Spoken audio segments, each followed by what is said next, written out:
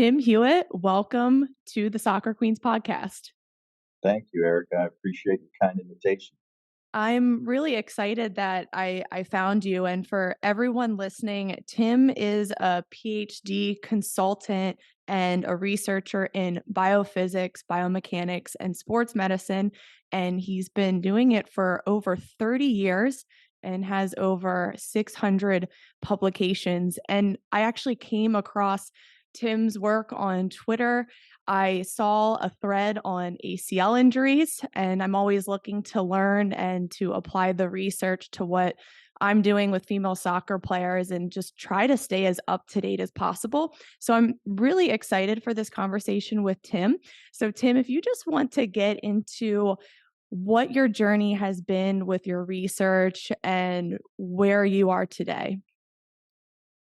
Yeah, so I actually came out of cardiovascular biophysics, biomechanics, looking at number one killer of young athletes, which is FHC, familial hypertrophic cardiomyopathy. We developed animal models. We would take the human mutations, translate them into animals, and then I would do the biophysical, biomechanical work on their hearts. And I'm still involved in that field, still very much interested in causes of death in young athletes, which obviously is highly relevant today.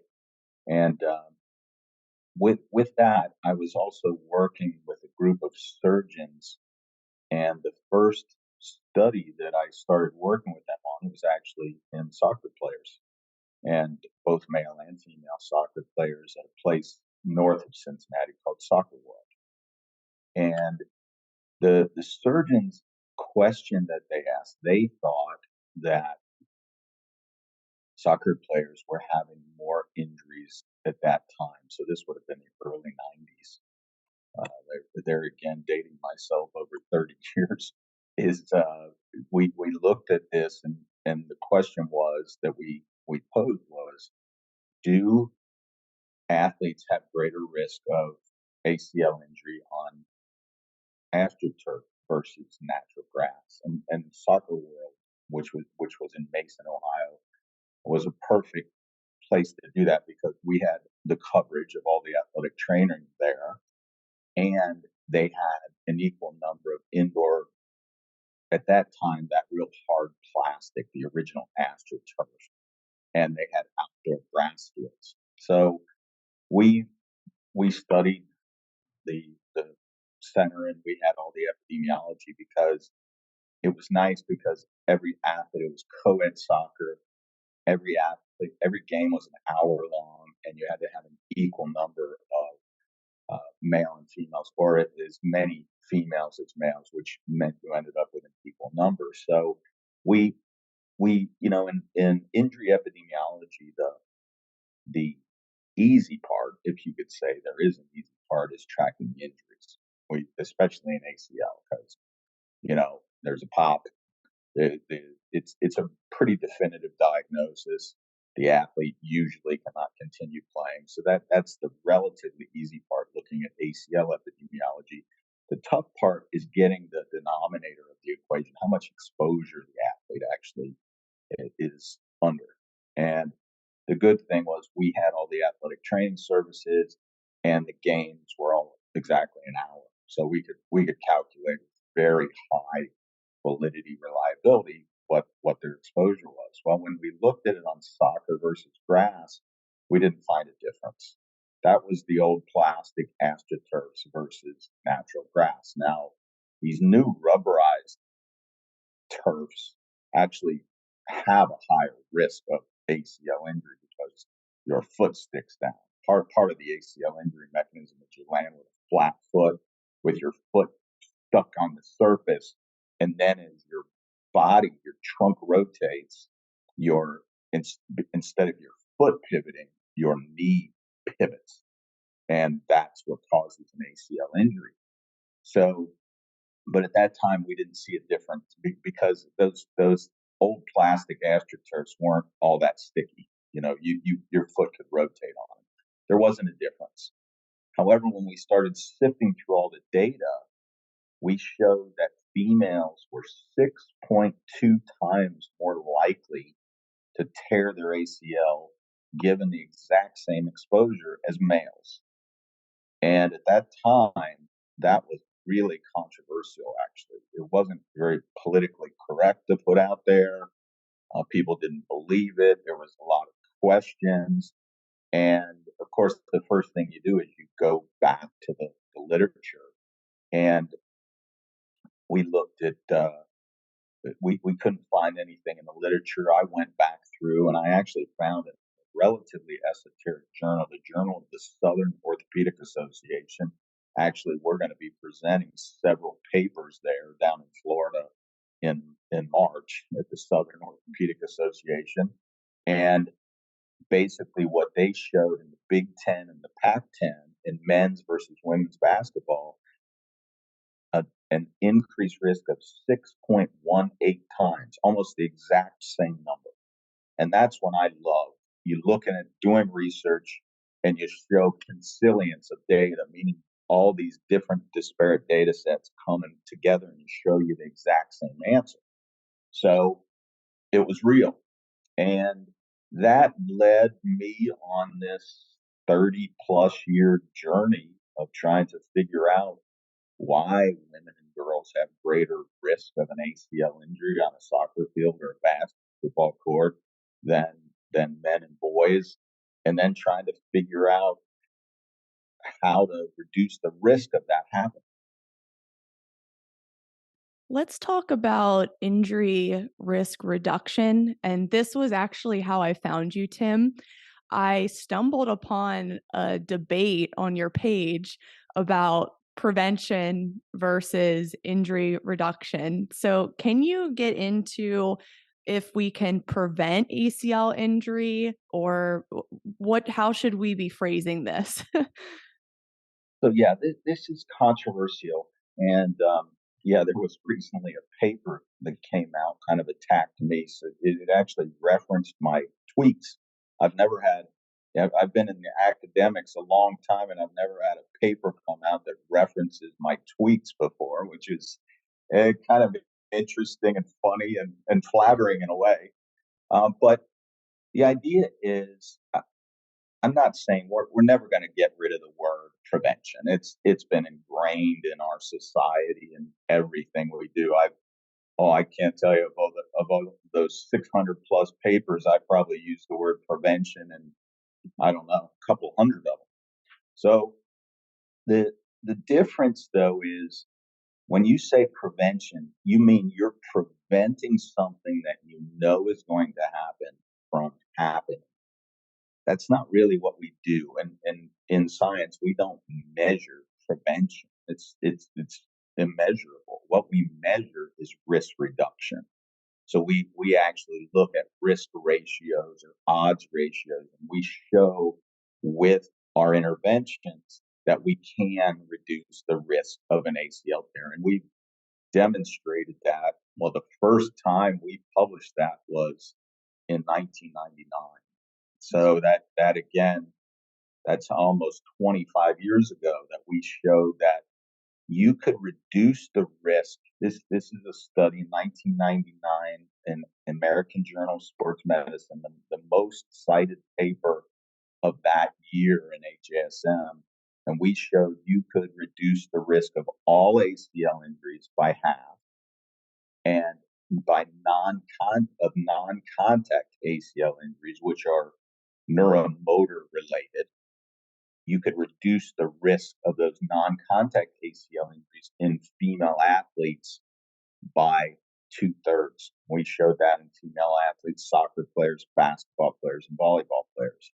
So yes, you can reduce the risk of an ACL injury. I don't know that you can actually prevent a specific ACL injury. So what I mean by that is, hey, if I test that person and she looks at increased risk, if she has increased risk, can we prevent that single athlete from having an ACL tear? I can't tell you that. What I can tell you is in a population of, say, female soccer players, like Washington area girls soccer WAGs, which we worked with for several years, I can reduce the risk in a large population by about two-thirds or between half and two-thirds.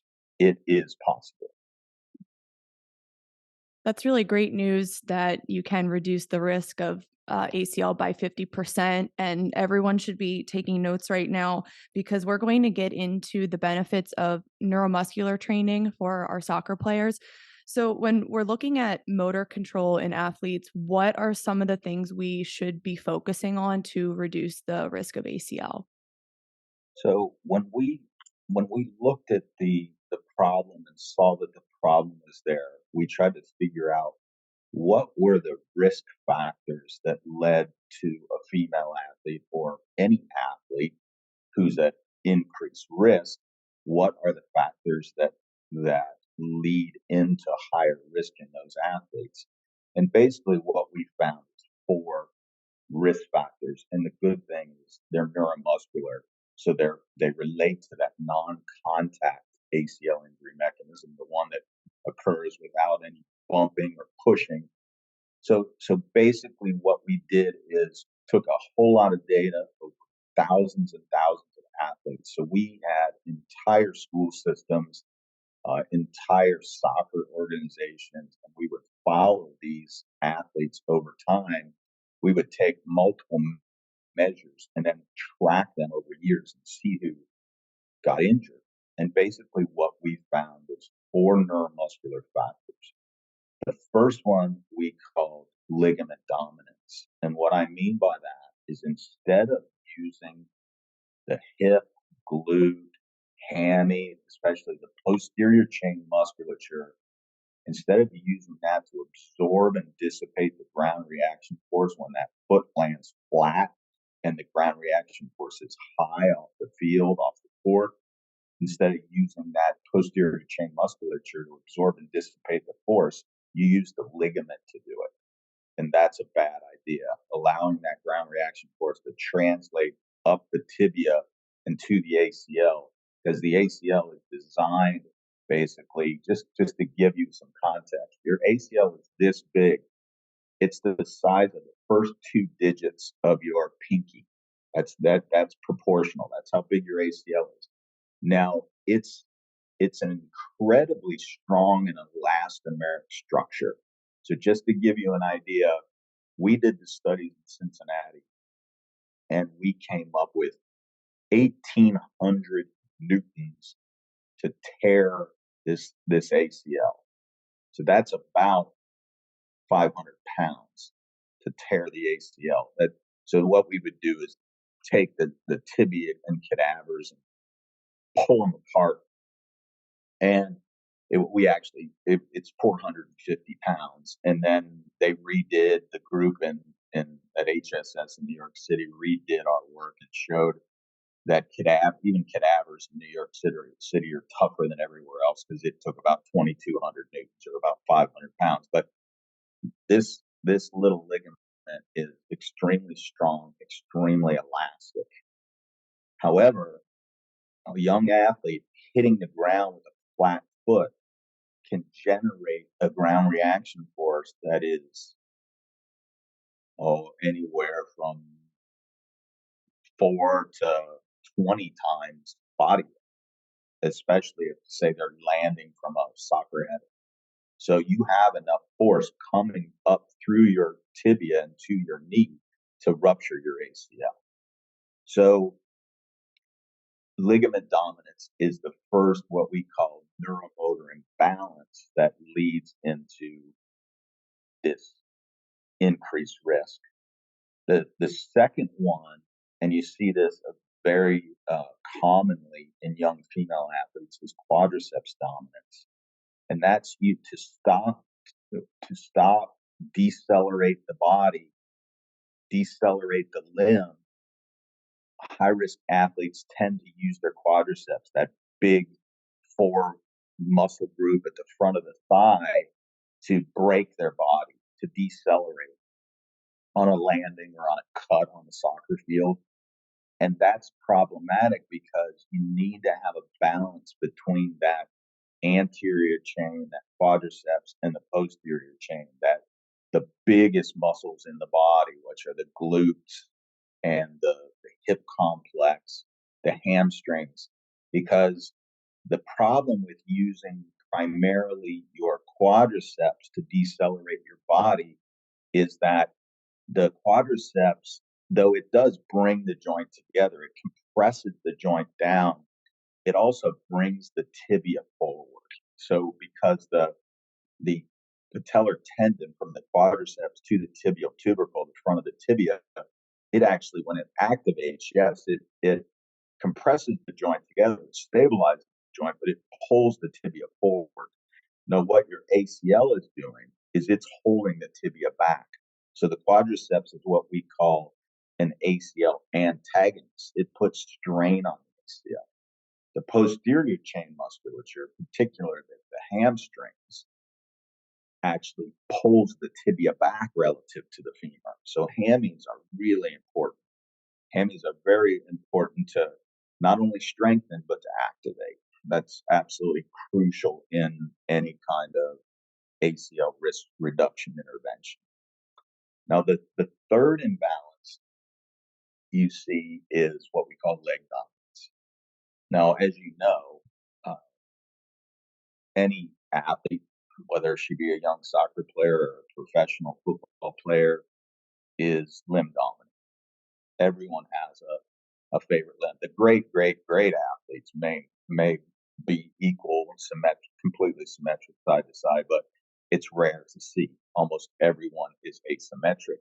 However, higher risk athletes have much greater motor control asymmetry on one leg versus the other, especially in quadriceps to hamstrings activation.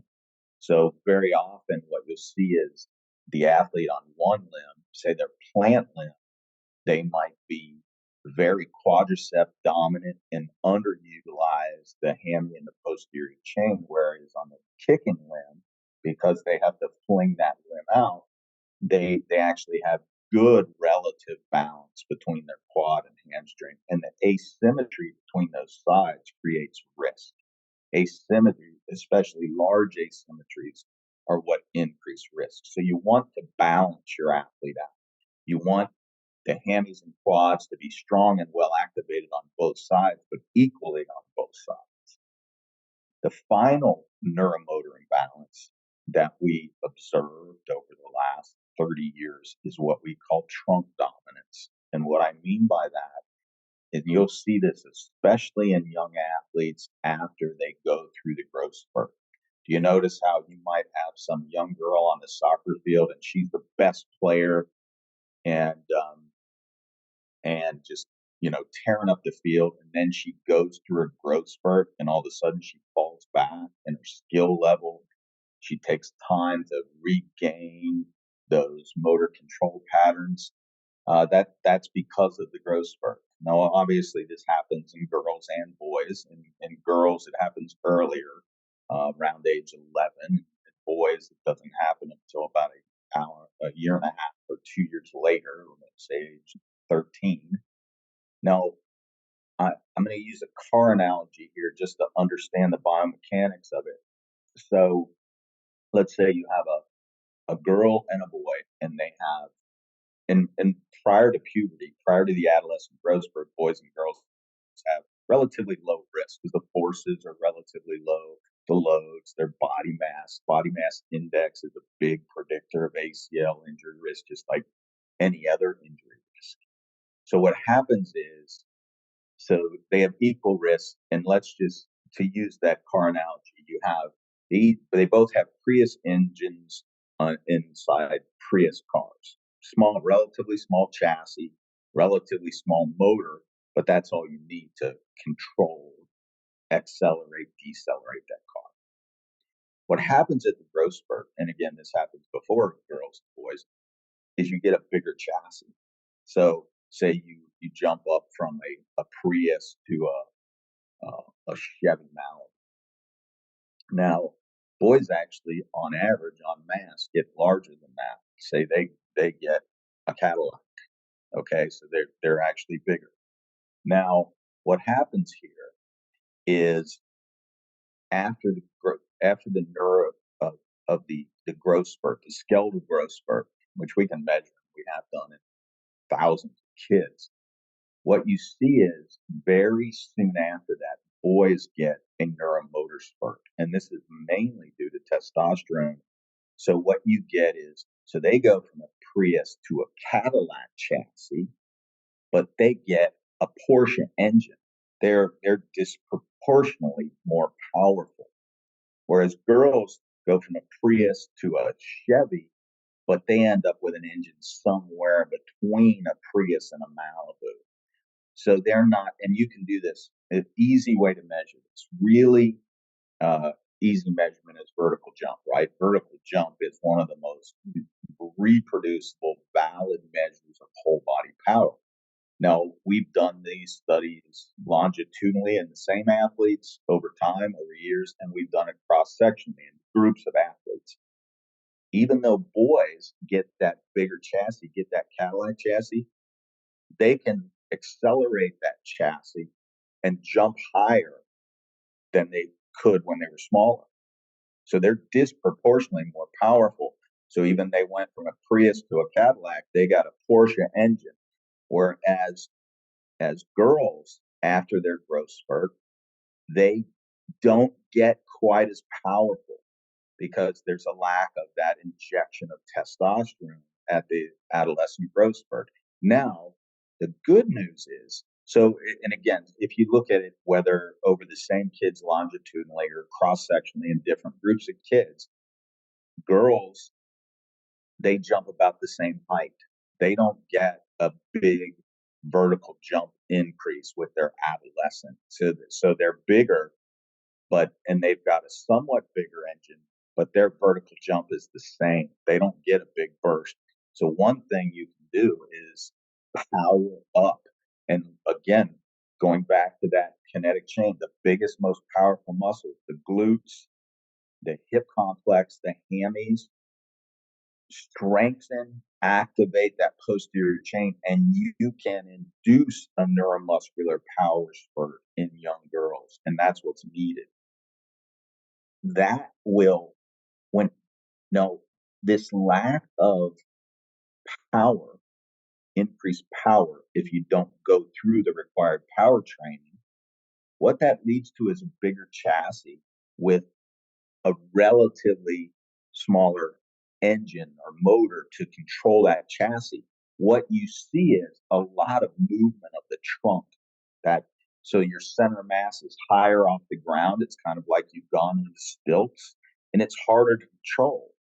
And so what you can see is an athlete who's gone through a neuromotor or a skeletal spurt like that, an adolescent growth spurt, is there's more trunk movement.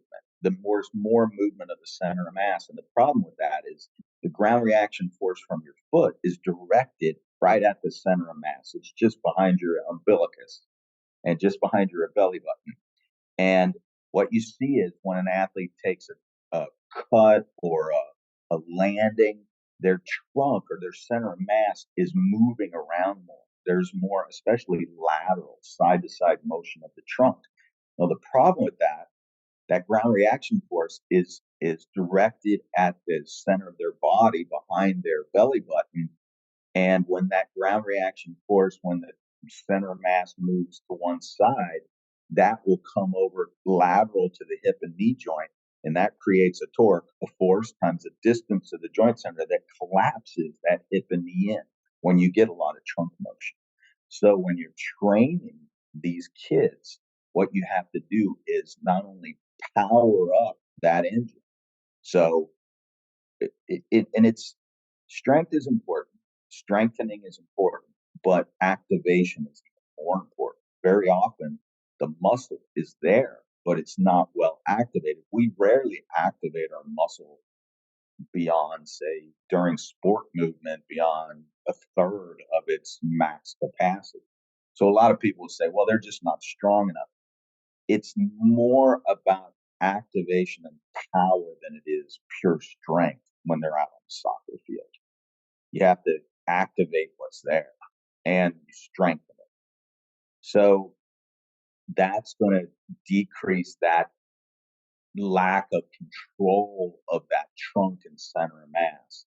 So you're going to do a lot of core-based training, a lot of, controlling that center mass, a lot of hip complex training, a lot of posterior chain training. And what you do is as you train these, so how do we address these different neuromotor issues that we're talking about? These neuromuscular imbalances of ligament dominance, quadriceps dominance, leg dominance, and trunk dominance. Well, the first thing we're going to do is work with athletes, and the bread and butter of this is plyometric training, power training, increasing, as I've been talking about, increasing that power that they're outputting to accelerate and, more importantly, to injury decelerate. So what you're going to do is teach athletes to do plyometrics, which is basically just repeated jumping with a lot of biofeedback, whether that's a coach's voice, whether that's a mirror, whether that's a video. So teaching them, look, this is good biomechanical control. During these repeated jumps, you do not let, well, the one thing you want to do is flex more. You want to flex your knee and hip more, because if you use your body more in its sagittal plane, which is the side of the body, that's the sagittal plane, the more you flex there, the more of that ground reaction, it means your muscles are dissipating. The more you flex, the more your muscles are activated, and the more the muscles are dissipating those forces so that they aren't going to the joint into the ligament. They're being absorbed and dissipated by the big mover muscles of the legs and trunk. So that's what you do with plyometrics. With quad dominance, they also promote anything where you do squatting motions, power squats, plyometrics. You have to turn on the posterior chain in order to do that. You're gonna activate and strengthen the posterior chain if you do any sort of squat jumping or plyometrics or squats. I'd also suggest adding in Russian hamstring curls. Romanian single leg Romanian deadlifts are great for balance and for posterior chain power. So how do we address uh, leg asymmetries?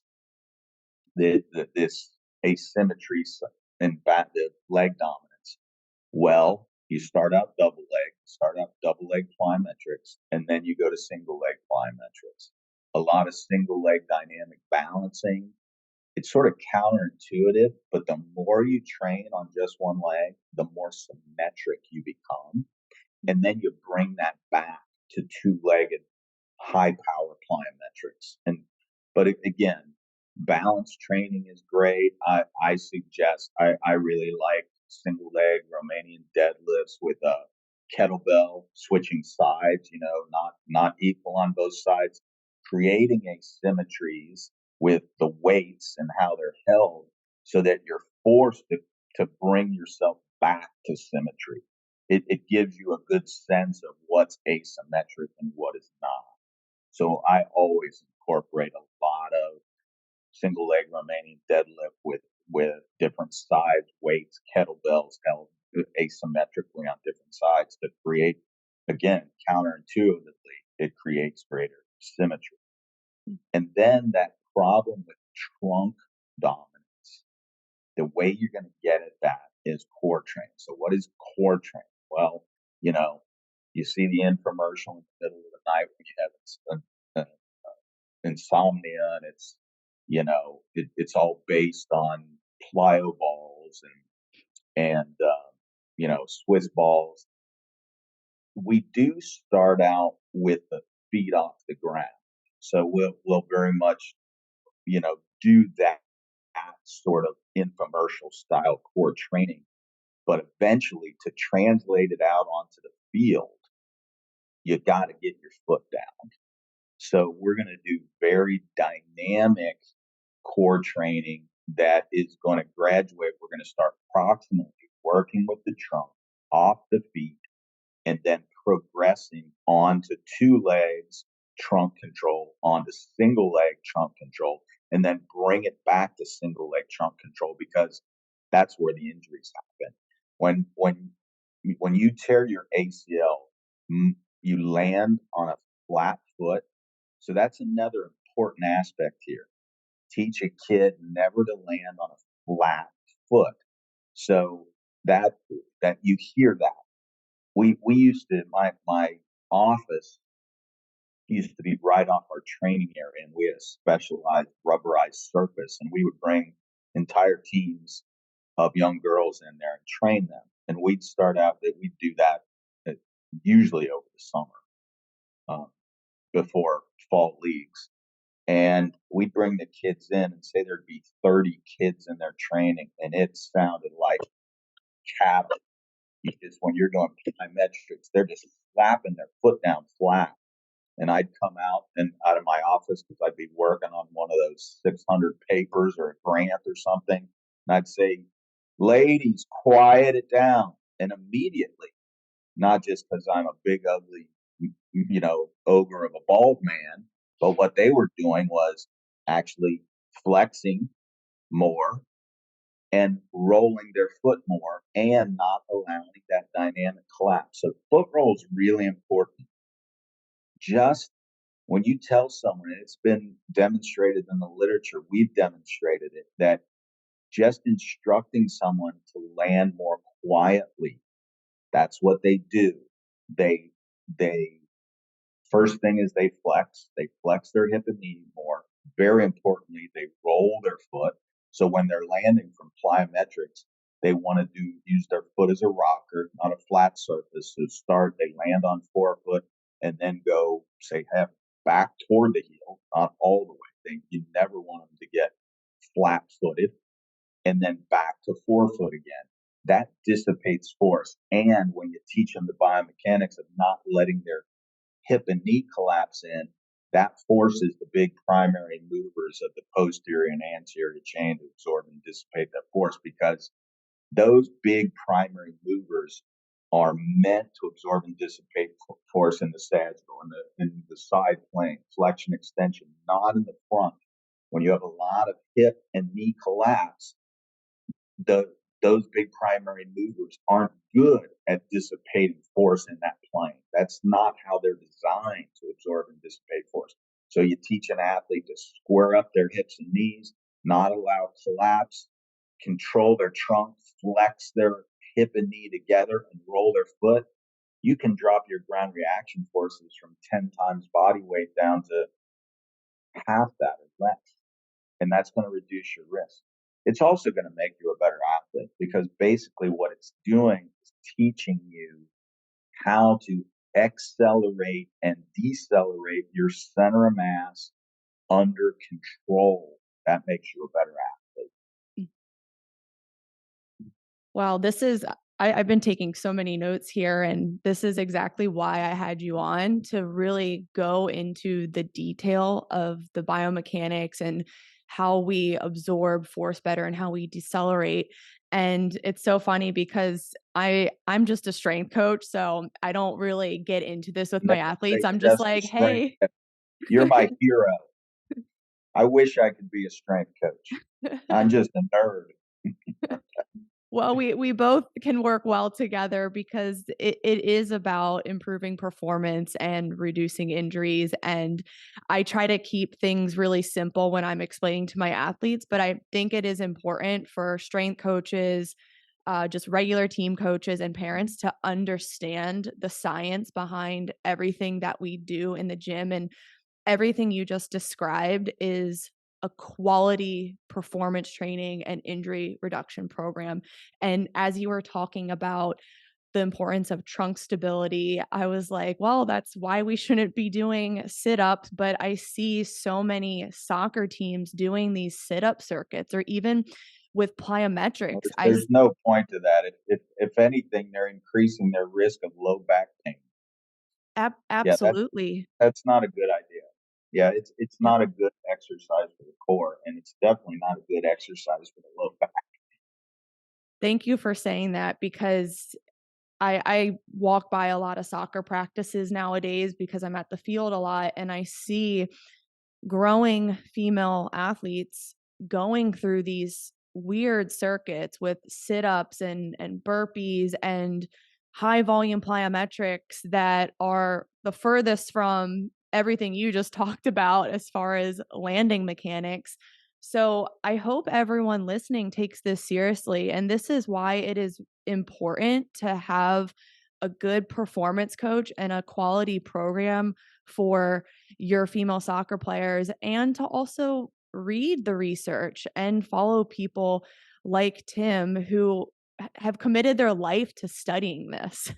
And even myself, I'm still learning. I have a whole page of notes here, and I'm just so grateful, Tim, you came on the show today. And I want everyone to just be aware of what you have on the horizon and any new research we should be looking out for.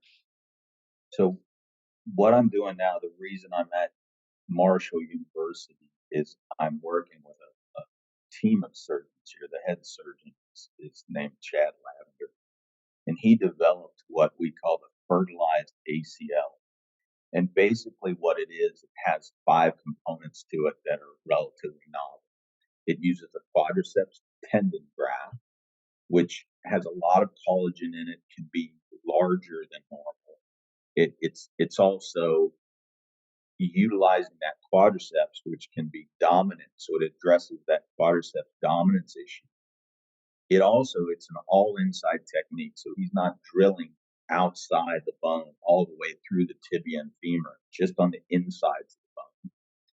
It also utilizes an internal brace, which is a metallized suture that actually assists and guards the ACL like a seatbelt. And then he also incorporates a demineralized bone matrix to help the graft uh, assimilate into the bone better. And then he uses biologics, usually BMAC, which is bone marrow derived aspirate concentrate. And so it has growth factors and stem cells that promote healing of the graft. And what we're trying to figure out is, will this, along with these other techniques that I just talked about, reduce the risk of a young athlete having a second ACL injury? And that's my passion now, because if you tear your ACL, your risk of tearing another ACL, either the one with the reconstructed graft or the contralateral side, very often in young female athletes, they overload the contralateral side and they'll tear the opposite leg more often. Your risk of doing that, having a second ACL tear, is somewhere between 20 and 40%. Let's say between a quarter and a third. That's just way too high. And that's where we're going now, is trying to figure out why that happens using the same techniques of randomized controlled trials and prospective cohort studies to then reduce the risk of second and third. And we've had athletes with 6 ACL tears and reconstructions. I mean, we've got to reduce the risk of that happening, because it's unacceptably high in these young athletes. Yes, I've seen a lot of those stats and they're very alarming. So I'm really excited to follow up with that research. And I'm sure everyone listening is. Now, where are you hanging out the most, and where can everyone find you? Yeah, I'm I consider myself a big twit, so that's where I hang out a lot. That's Hewett one Tim, HEWETT1 Tim at Twitter. I actually have three different Twitter accounts, just so my three different personalities can, the nerd, the strength coach, and the power lifter can all battle each other in their own ideas. I believe it or not, it's true. So I'm Timothy Hewett one. I'm Hewett one Tim, and I'm Tim Hewett five. Find me anywhere. And if you want to, I try to be a little controversial. I consider myself, especially Tim Hewitt five, kind of a troller of trolls. Especially these accounts that have no accountability because they're completely anonymous. I have issues with that. If you're going to be anonymous, go play with other anonymous creatures, not people who are willing to put their reputations on the line. So I will troll those trolls on occasion. I try to keep it somewhat controversial but fun. You can find me on YouTube. I'm on Tim T. Hewitt on Tim T. Hewitt PhD on YouTube. Just about any platform I'm out there. If you search Tim Hewitt or Timothy Hewitt, you can find me. And I will. I think, as you can probably attest, Erica, I'll get right back to you, and I'll certainly offer you my educated opinions on subjects, and I don't hold back. Rarely do I hold back. I love it, and I actually I got a follow from one of your other accounts, and now it all makes sense. I was a little confused at first, but you just are very ubiquitous and just have different agendas for each account. So, I'm gonna Yes, include all those in the description below. And yes, guys, I really hope this helped provide some insight on ACL risk. And Tim, thank you again so much for all of your knowledge and expertise. my pleasure. Thanks for having me, Erica.